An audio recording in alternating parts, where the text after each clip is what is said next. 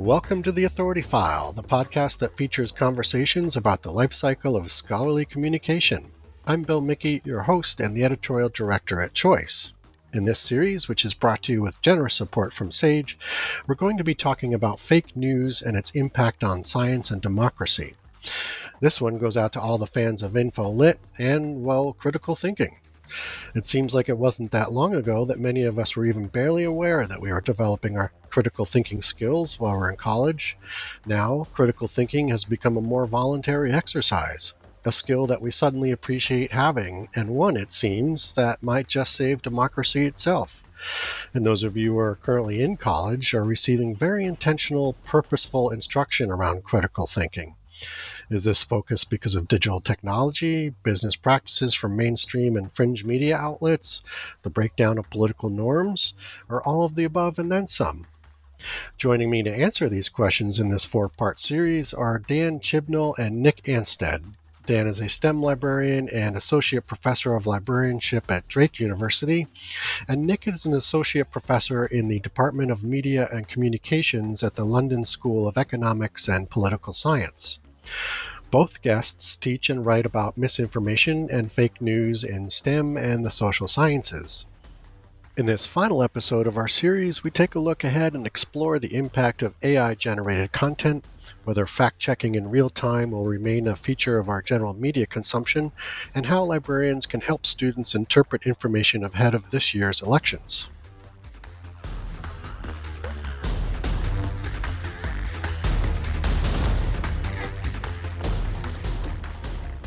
All right, so now let's just start looking ahead a bit here. But one thing I'd like to ask you both about, because it's on top of everybody's mind, is AI. And I'm wondering if you both have any insight on how big of an issue or threat AI-generated misinformation is right now. For example, there's a lot of anxiety around AI and how it might influence the upcoming U.S. election in terms of, imagery or other kinds of information it could put out.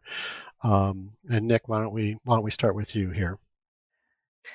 I've actually done a study on this. We're in the progress of doing a study on this, and looking at the UK and the US and France and Belgium as well, all of which had elections this year.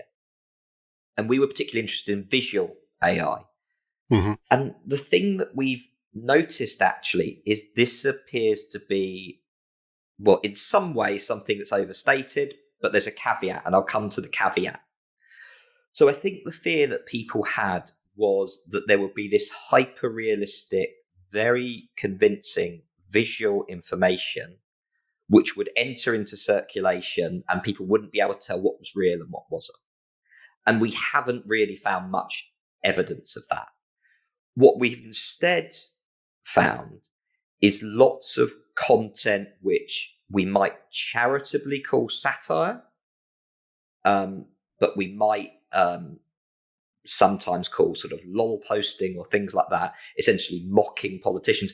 And often this content comes from a very extreme political perspective. So it's racialized, or it's extremely populist in terms of the content it's offering. So this is the caveat, if you like. The stuff we found isn't hyper realistic. It's not there to convince people. But what it is there to do is to provide a sort of badge of network membership within networks that have often very extreme politics. So it provides a sort of cohesive umbrella under which people can congregate and offer particular political messages, sometimes which are anti-democratic or against those very institutions we've discussed that protect the integrity of the electoral process. So it might not be convincing, but it's potentially still dangerous. Excellent. Dan? Yeah, I think it's going to eventually become a bigger issue. I mean, I'm glad that Nick is doing this research, and I totally trust it. And the only examples I have are anecdotal. But what concerns me more is, we've already seen for years here in the United States, isn't necessarily AI generated imagery. It's just misplaced context or imposter content, images, or just fake social media posts, which anyone, I could create a fake tweet here in 30 seconds, Bill, that has you saying, something really bizarre, right? I could do that Yeah. lickety split, and I don't need AI to do it.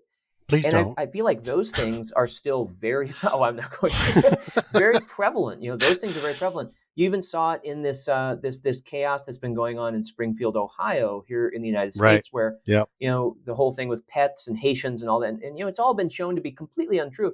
But the thing that really got people going was a person of color was walking down a road in a photograph holding a goose, and they were like, "Oh, they're killing the geese." And if we found out that this was from another town, the man wasn't Haitian, and it was a piece of roadkill. And so, but people were believing it and pushing it, Mhm. and it spread like wildfire, right? And there's that acceleration problem again. So I'd say at this juncture, I don't think AI's moment is here yet. I am worried about not the imagery or video that AI produces, but more of the like text, because it gives people who have conspiracy theories more of an outlet to say generate fake articles. I know that Right. there was an issue recently where ChatGPT, OpenAI, had to shut down some aspect of ChatGPT because the Iranians were using it to create fake news pieces that they were pushing out and made it seem like the Associated Press or something like that was writing this stuff. That's right. And they had to shut that down. And so it wasn't an image, it wasn't a video, it was just a news story that people looked to for trust. And then they were like, wait, what is this? Right. So I think that eventually it'll become a bigger problem. But right now, I think we're stuck with older problems. Yeah. Yeah. No, the potential for it to undermine the nerd nodes that you were discussing earlier, Dan. Yeah. Exactly. Yeah. Yeah. Um, this came up in an earlier episode in this series, but there's been a cottage industry, so to speak, of fact checking and real time analysis that has popped up in the last 8 to 10 years. And again, just in the debate that the presidential debate that we talked about earlier, the moderators were, praised for their real time fact checking of the candidates, and, which is a skill that never used to come into play necessarily at these particular types of events. Um, and clearly is needed. I'm wondering if you both think that that kind of fact checking is essentially here to stay. And Dan, why don't we start with you on that? Yeah. Right off the bat, I think it's important when you're talking about fact checking. I think there's a phrase I sometimes use with my students that I don't think it's ever a good idea to be casual about the truth. We should be very careful when we're talking about something that's happened to not just sort of say like, whatever, or something happened, who knows, right? If it's a really serious situation, then you need to sort of, parse out what really happened. So I think it's important to not just throw things around. And that can happen because our information moves at such a rapid rate. And one of the other problems that fact checking deals with is that science tells us that humans don't like to be wrong. We are all part of social groups, whether we're introverted or extroverted or whatever our personality is. We all have some form of social group, and we do not want to be pushed out of that social group by being wrong or being against the norm, right? So why do I bring this up with fact checking? Well, because no matter how boring or even trivial or rote that fact checking seems to be for some people, it is absolutely necessary. And I hope that it continues because we can't let falsehood sort of breathe the oxygen in the room, right? It needs to be squelched. You can't let that fire of misinformation just sort of turn into an inferno, right? Mm. So it needs to be sort of, it needs to be contained, and you can contain it by bringing up the facts, by bringing up the truth. And the two journalists who did the fact checking as part of the presidential debate, they did a very good job. But as a sort of humorous aside here, I'll mention that growing up, I remember there was a cable channel once, maybe it still exists, called VH1 in the United States, and they had this thing called pop-up videos. Yeah. And those were fun because there was a music video and the little facts would pop up, as the Hmm. music was playing. And that never really went anywhere. And I have always thought, wouldn't it be great to just when a talking head is on CNN or there's a presidential debate or whatever it is, have the VH1 people come out and teach the fact checkers how to do pop-up video, right? So candidate A says something, boom, 3 bubbles pop up, right? And yeah, people are going to say, oh, well, that's biased. But you got a lot of bubbles. You can put a lot of information in there. People can screenshot it, they can record it, whatever. But I think the truth needs to pick up the speed, right? Mark Twain said a long time ago that, what a lie makes it halfway around the world while the truth is still getting its shoes on. Yeah. That's truer now than it was. That's just as true now as it was then, right? Mm-hmm. So I hope it sticks around, but I don't know, because again, it's an eyeball problem. Fact checking is not sexy, right? So a salacious news organization or something off on the fringe on the left or the right, they may not fact check because it just makes the conversation more exciting and filled with rumor and all this other stuff. Yeah. Yep. But you might see it in more mainstream institutional news organizations just because that's what people expect. Yeah. I do love the pop-up video idea, though. I think that definitely has legs. Right? Getting VH1 on the horn. Yeah. All right. Nick, what are your thoughts on that? Yeah, I mean, I think I'll come to real-time fact-checking in a second, because I think it's an interesting phenomenon. But just generally, it seems sensible to kind of give an overview of the literature on fact-checking generally. And what you find is actually academics are quite skeptical about it. And there's a few reasons for this. One is who actually is it who sees the fact-checking?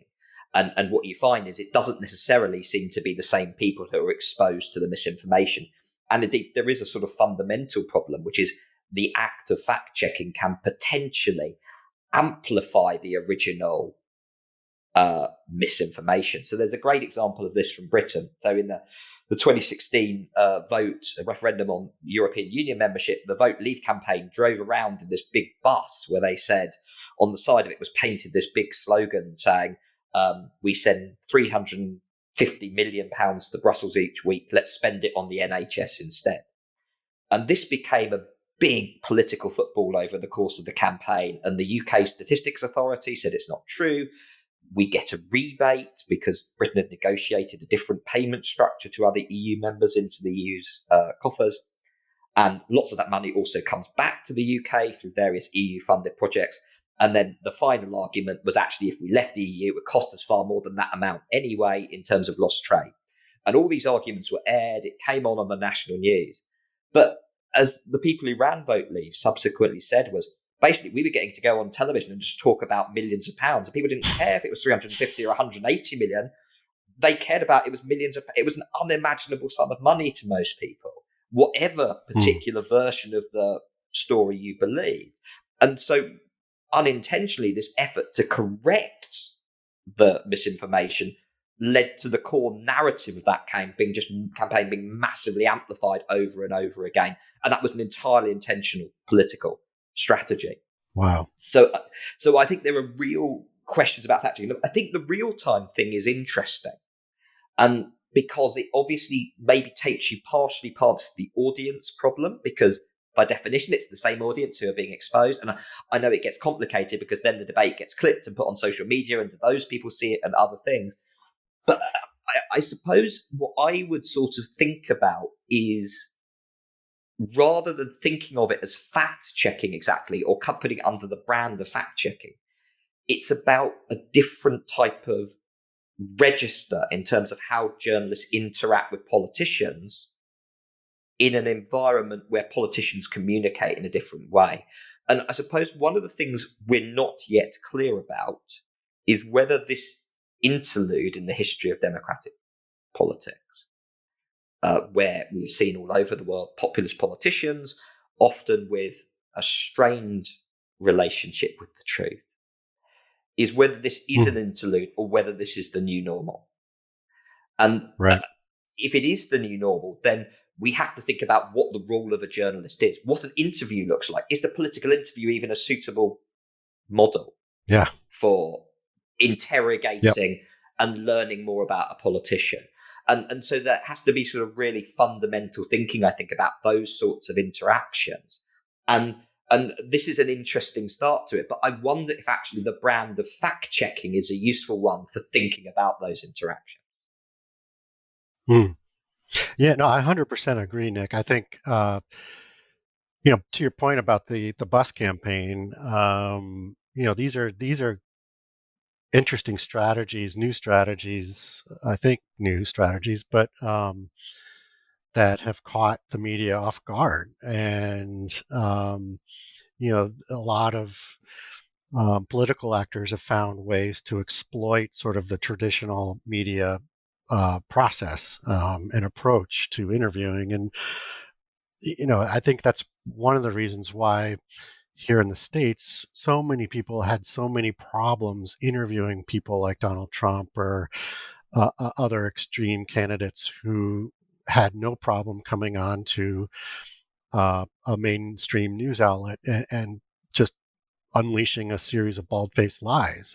And interviewers didn't know how to didn't know how to react to that, because they had their neat little list of questions, and if the interview began to go outside of the range of those questions, they didn't know how to reel it back in, and they didn't have the historical knowledge around a particular topic to be like, wait a minute, you know 10 years ago that wasn't true or whatever.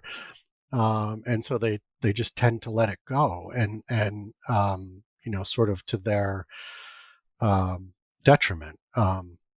So yeah, I think just the basic skill of interviewing people has to change in ways that to your point, Nick, that kind of prevent or make it more difficult for these actors to kind of not get away with saying what they've been saying. Could I just make two more additional small points on that as well? Because Yeah. I think your observation is a really acute one, because I think one way of thinking about what these populist politicians are often doing is that it's almost like a form of judo, right? Where you use your Yeah. opponent's weight against them, right? Right. They're using the norms of the media against the media. So let's take the example of balance, right? It's particularly problematic in a system like the US, where you have two parties, and the assumption is balance equals having the positions of the two parties, even when we might think that one of those positions is on occasion patently untrue. And so that's a very deliberate strategy that's employed by populist politicians and populist campaigns. But let's also make one other observation, which isn't an entirely comfortable one, which is even traditional media organizations benefit from dramatic politics. Yes. And I don't know what the numbers are, and it's unfair to pick on one organization. But if you were to look at, say, the New York Times subscription base, I'm pretty sure it's massively increased since 2016. Mm-hmm. And so in some ways they're kind of locked in this mortal embrace, where on the one hand these politicians are subverting the norms of these organizations, attacking what do they do, and yet on the other, dramatic politics is not bad for business. And so there is an interesting tension there that, as I say, it's clearly, I don't think anyone is intentionally feeding it or encouraging it, but that's not an easy problem to unpack. Right. Yeah. No, I agree. I feel like, we could talk about this for ages, but opinion journalism has become huge. I mean, I think that's part of what plays into sort of the drama, and you're allowing people to in the safe confines of an opinion piece to express these dramatic views about things, and also appear to be sort of an expert witness to it, without having to worry about the guardrails of factual journalism. But I do want to kind of, our core listenership are academic librarians, so I want to bring it home to the librarians. And Dan, I want to ask you, just ahead of the 2024 U.S. presidential election, just share, any tips or advice for our listeners, whether instructional librarians or not, on supporting students' political education and navigation through, all of this mis or disinformation that's going on out there. Yeah. First of all, best advice is tell students to slow down. It goes back to some of the things I was saying earlier, that you can't live or think at the speed of this stuff that's coming at you. Because if you do, you're not going to have enough time to really think about what you just consumed is true or misinformation or whatever it might be. So there has to be that, take a beat, step back and slow down on what you're hearing and what you're seeing. Two, be very careful about social media. It can be it can be, when used appropriately, social media can be fantastic because you can find new voices, you can meet new people. Yes, it can help create confirmation bias. Yes, there's a lot of garbage out there. But if you use it carefully, you can, find lots of interesting voices, have lots of interesting debates, conversations with people that will help to make you a better thinker and a better communicator. Obviously, don't engage with the trolls because that's just a waste of time. Uh, but I would also say, going back to what I said previously about this idea of, locality, especially with science issues, but it also applies, to the presidential election, the politics happening this fall in the United States. Find out what social, economic, or political issues are happening in your community, and find local organizations, nonprofits that are working on that, because they know how all this stuff works in terms of the web of power and money and who is supporting what and who's an advocate and all those kinds of things. That's where you can really meet more people and find your people to sort of support an issue. And then that helps you to become a more confident speaker, communicator, nerd node member, if you will, about the issues that you believe in. So, have an elevator speech for when people say, oh, this election's crazy. And you can say something like, did you know climate change is actually affecting the river where we get our fresh water from? And they're like, whoa, what? And now all of a sudden you've kind of got their attention, right? And that's a very general statement I just made there. But that's the thing, is you make it about the local. You find local people, and you don't need to start at the national level with these things. You can start at the local level and find your people, build confidence, be a good communicator. And then that helps you to educate other people too. Excellent. Okay, well, Dan and Nick, that's all the time we have. So thank you so much for joining us on the program. This was a terrific conversation. Thank you for having us on. It's been an honor. You bet. Thank you so much.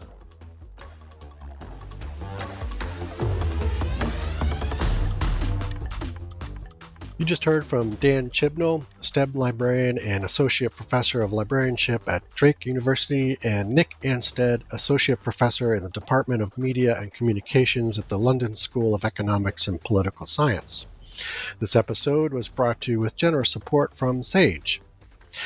As always, underwriting opportunities for the Authority File podcast are directed by Choice's advertising director, Pam Marino, and all of our episodes are produced and edited by Choice's digital media producer, Sabrina Kofer, and digital media assistant, Ashley Roy. That's all for this week. Thanks for joining us.